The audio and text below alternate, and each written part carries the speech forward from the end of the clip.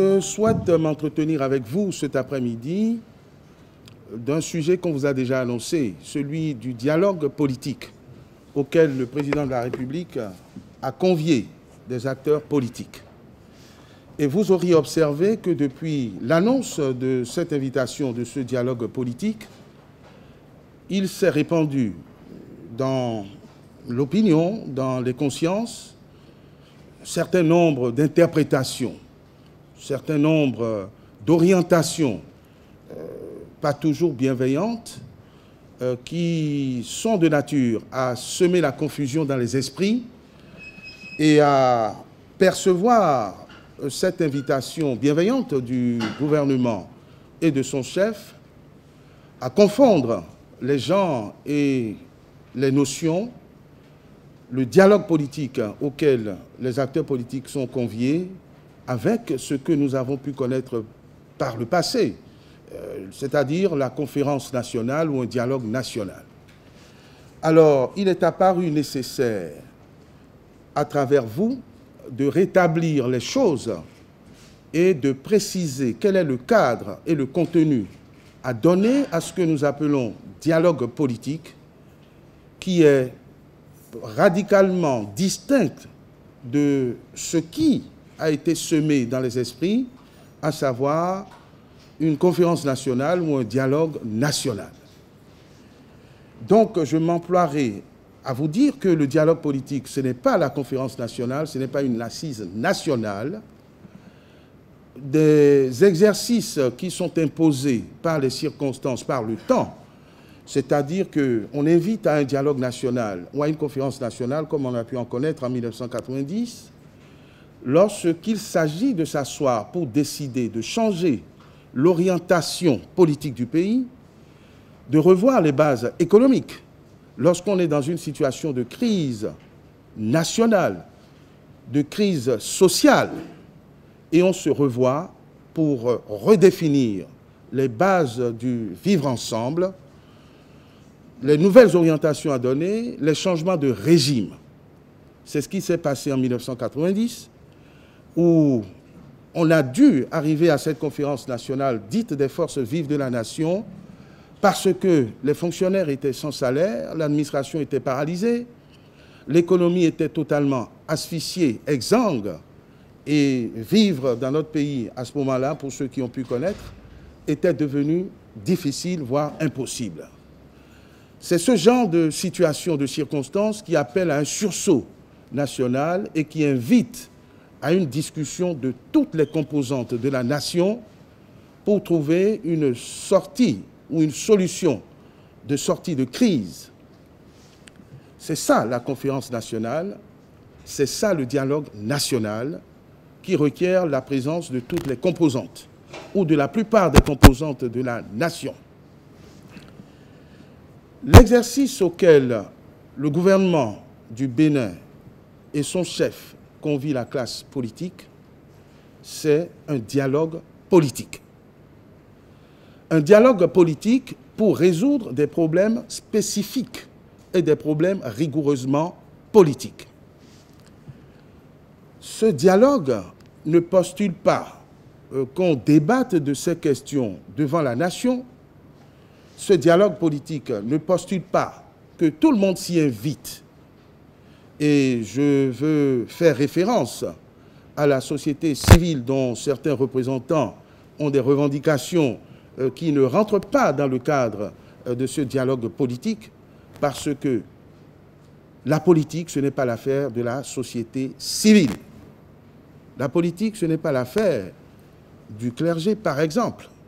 La politique et les réajustements politiques, c'est l'affaire des politiques. Et il y a un cadre constitutionnel qui est défini pour ceux qui peuvent prendre part au dialogue politique. C'est notre Constitution qui le postule et qui confère à la classe politique et plus précisément aux partis politiques le quasi-monopole d'animer la vie politique. Donc, le gouvernement de la République du Bénin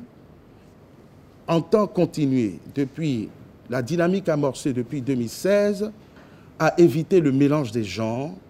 et à proposer des cadres appropriées pour résoudre des problèmes spécifiques qui se posent. L'invitation du chef de l'État est une adresse aux formations politiques pour se concerter et essayer de corriger et de réajuster ce dont on a pu se plaindre il y a quelques mois, à savoir les lois qui régissent l'animation de la vie politique, c'est-à-dire les lois relatives au nouveau code électoral qui a été adopté par l'Assemblée, promulgué, ainsi que la loi relative à la charte des partis politiques, c'est-à-dire comment organiser dorénavant qui est habilité ou non à se prononcer sur la vie politique, à animer la vie politique. Donc c'est rigoureusement dans ce cadre qu'il faut voir le dialogue auquel les formations politiques sont conviées. Je dois vous dire, parce que la question ne fait pas mystère, il s'agit bien de ces instruments qui ont pu poser problème à quelques acteurs politiques. Et que l'invitation, l'adresse du président de la République témoigne d'une première chose, c'est que le gouvernement n'est pas sourd aux difficultés de certains acteurs politiques et de certaines formations politiques qui ont exprimé leurs doléances de manière diverse et variée.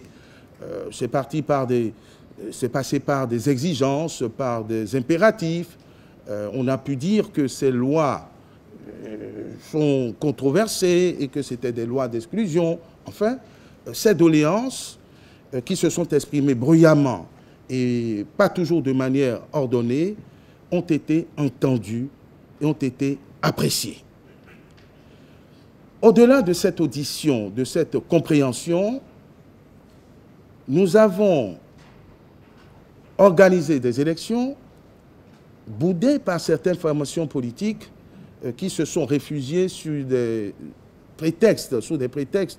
qui ne m'appartiennent pas de qualifier. Et bien que ces revendications se soient exprimées maladroitement ou pas, le gouvernement prend la mesure des difficultés qui ont pu se poser, qui ont pu se présenter à certains acteurs politiques et prend ses responsabilités en mettant la balle à terre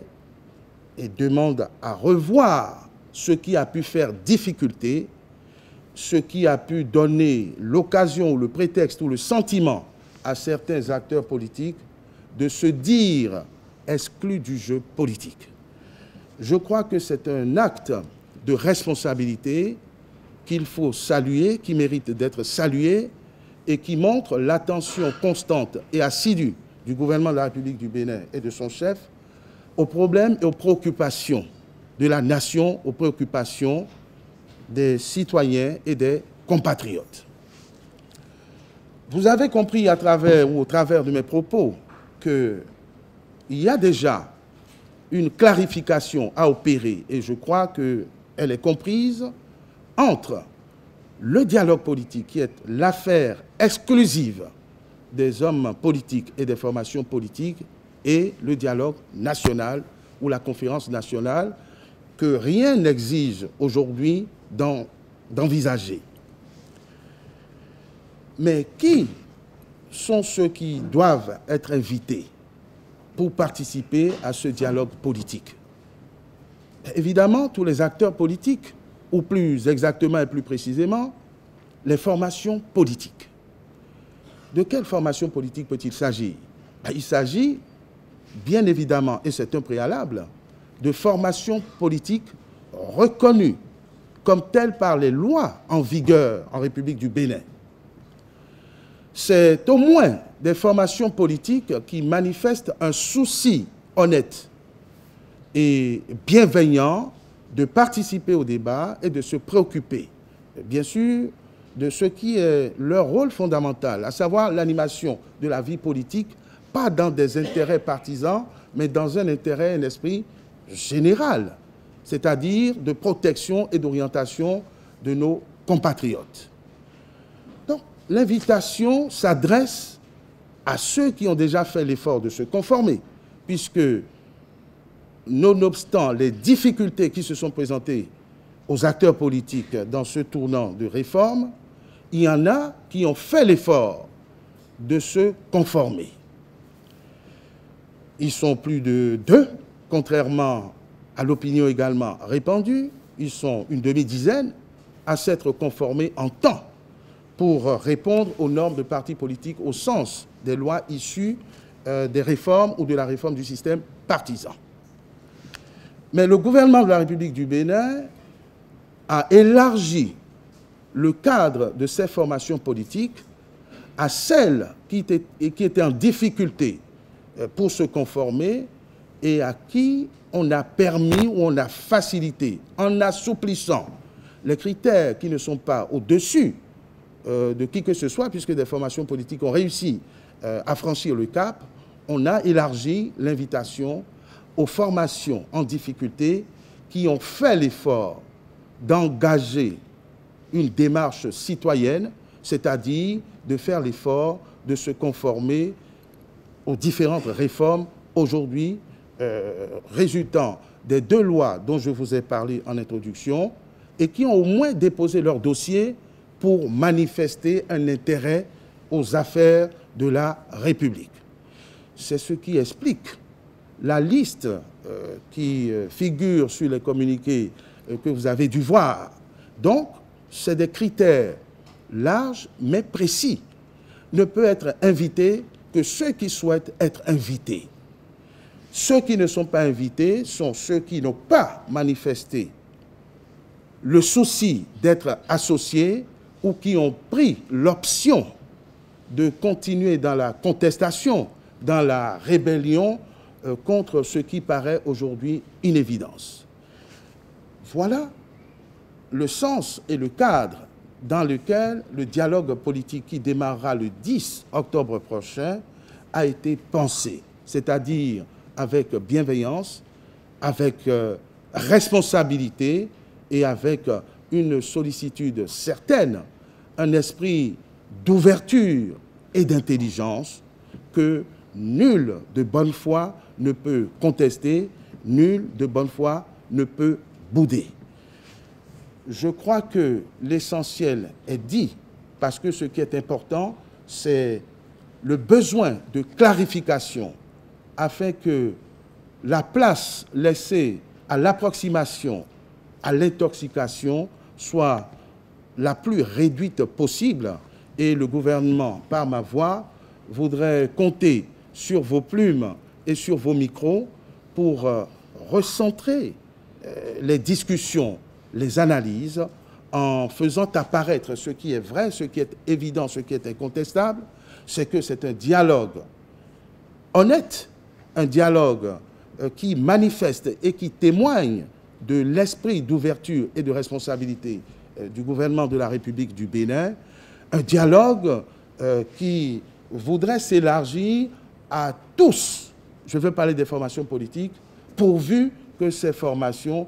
fassent l'effort de s'intéresser à ce qui se passe dans notre pays, plutôt que de s'orienter vers des actions dont on ignore véritablement le bien fondé ou la pertinence par rapport à notre pays en construction et en chantier à tout point de vue.